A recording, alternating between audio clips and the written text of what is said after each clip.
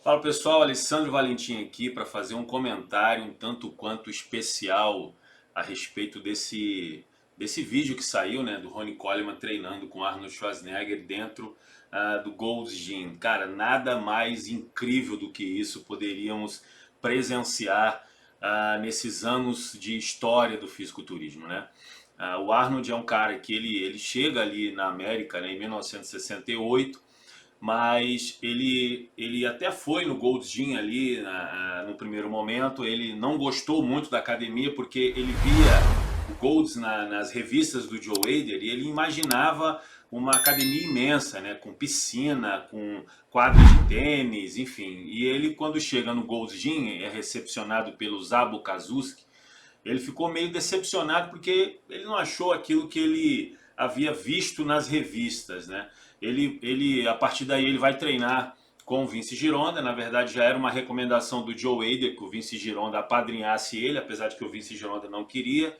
Ele ficou 9 meses na academia do Vince Gironda, depois teve alguns problemas relacionais com o Guru dos Ferros, porque o Arnold, como era patrocinado pelo Joe Hader, começou a fazer umas declarações óbvias, né, a respeito do sistema Hader de treinamento. Vince Gironda não gostou, eles acabaram discutindo e o Arnold partiu para o Gold's Gym.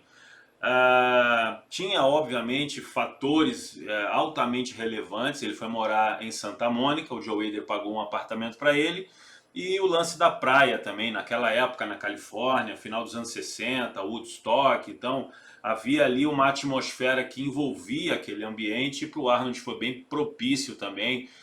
Os bodybuilders do mundo inteiro já estavam vindo ali para conhecer o Gold's Gym. O Gold's Gym já estava se transformando num ambiente de bodybuilders, porque a princípio, quando o Joe Gold fundou a academia, era uma academia bem pequena e modesta. Então havia alguns bodybuilders, mas tinham também uns pro wrestlers, tinha lutadores, atores também que treinavam ali, pessoas influentes, enfim, não era uma academia especificamente de bodybuilders. A relação do Arnold em 1977 com o Gold's Gym teve alguns problemas, porque ele acabou fazendo severas acusações a respeito do dono e proprietário atual, que era o Ken Sprague.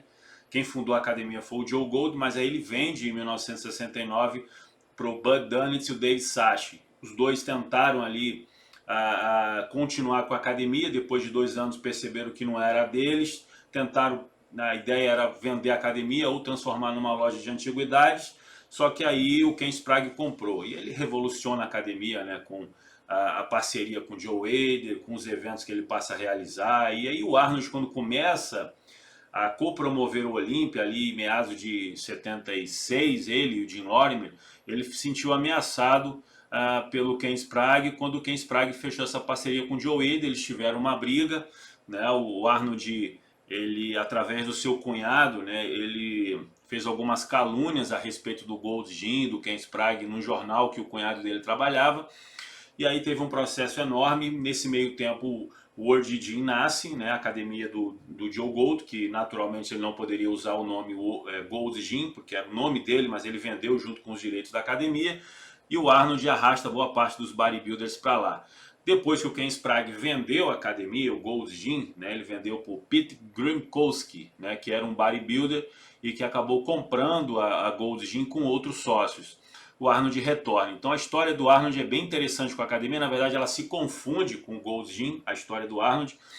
E a história do Arnold com o Ronnie Coleman também é bem interessante, porque o Ronnie, ele estreia no Mr. Olympia em 1992, 93 ele não compete, e aí de 94 em diante ele emenda uma sequência. E em 2001 o Ronnie Coleman resolve, mesmo sendo o Mr. Olympia, competir no Arnold Classic. E por que mesmo sendo o Mr. Olympia? Porque na verdade ele foi o primeiro e o único a competir no Arnold Classic enquanto Mr. Olympia, né? O Arnold Classic ele estreou em 1989. O vencedor daquela competição da estreia foi o Rick Gasper, né, que era 3 vezes vice Mr. Olympia, mas o atual Mr. Olympia nunca competiu, né, que era o Lee Haney. O Dorian também nunca chegou a competir, e depois da era Monster, né, da Monster Era, ou da era dos Freaks, né, era do Dory Yates, o Ronnie Coleman estreia no Mr. Olympia em 98, e em 2001 ele resolve competir no Arnold Classic e se torna o primeiro Mr. Olympia em atividade, eu acho que é o único, em atividade a vencer o Arnold Classic também. Mas em 2004, né, ele conquista o Mr. Olympia pela 7ª vez, e aí que o Arnold entra em cena, aquele final fatídico onde o Arnold ele sai do fundo da tela com o Sandon nas mãos para entregar o Sandon para o Ronnie Coleman, que estava vencendo o seu 7º título de Olímpia. Então foi uma imagem bem lendária, bem histórica, né, essa entrega do troféu Sandon para o Ronnie Coleman. O Ronnie ficou realmente muito surpreendido e feliz, e depois eles se reencontram novamente, né, um evento oficial e público, né, que o Arnold ele faz esse prêmio todos os anos ali no Arnold Classic. Ele entrega a premiação para uma lenda do esporte.